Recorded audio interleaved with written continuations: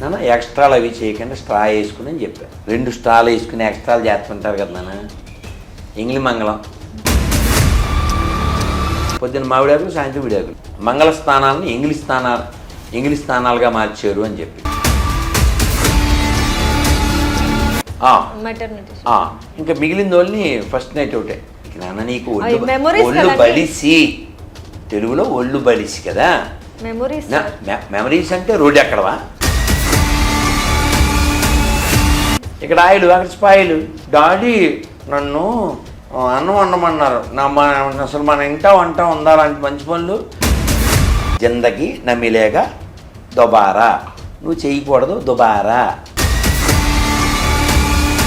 తల వంచి శాస్త్రం చదివి వినయంతో విశ్వాసంతో జీవించాలి.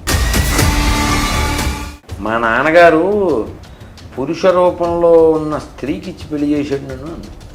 ఎవరిని పట్టుకుని? రాముని పట్టుకుని అంత మాట అనొచ్చా?